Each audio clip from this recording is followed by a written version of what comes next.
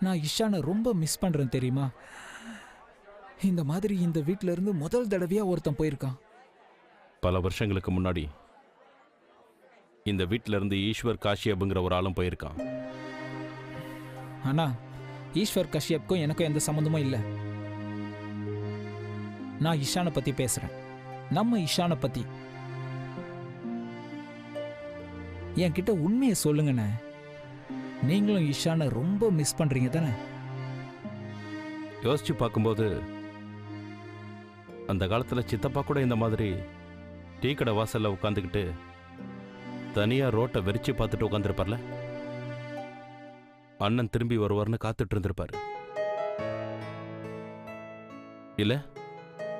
இன்னைக்கு நீ பார்க்குற மாதிரி. பரவாயில்ல விடுங்கண்ணா. ஆனா எனக்கு ஒரு சந்தேகம். சுகானாவால அங்க மும்பையில அட்ஜஸ்ட் பண்ணிக்க முடியுமா? எல்லாரும் அட்ஜஸ்ட் ஆயிடுவாங்க.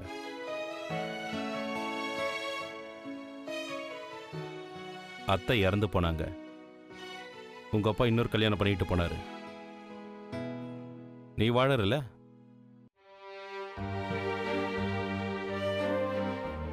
என்ன பெத்த அப்பா என்னை விட்டுட்டு போயிட்டாரு. நான் வாழ்ந்துட்டு இருக்கேன்ல.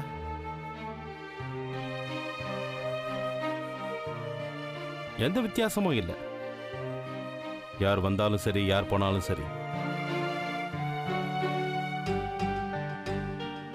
நாலு நாமளும் எல்லாத்தையும் மறந்துடுவோம். இஷான் அங்க மும்பையில் இருப்பான், நாம இங்க டெல்லியில் இருப்போம்.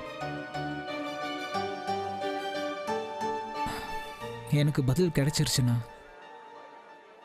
நீங்க இஷானை ரொம்ப ரொம்ப மிஸ் பண்றீங்க.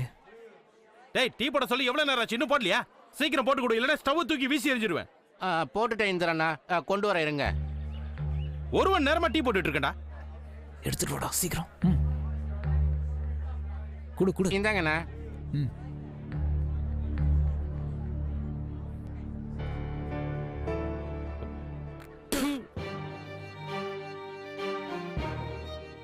இதுக்கு பேரு டீயா? உன் கவனம் எல்லாம் எங்கடா இருக்கு?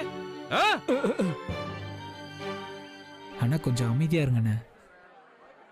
இவன் போட்ட டீலாம் நல்லா தான் இருக்கு. இருந்தாலும் தேவையில்லாம அவனை திட்டுறீங்க.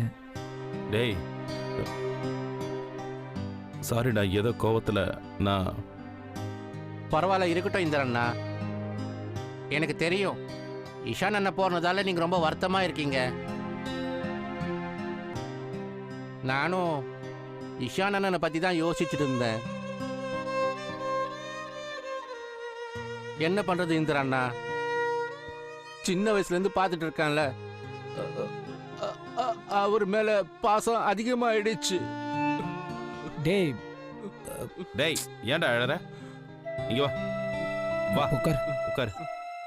அழாதடா.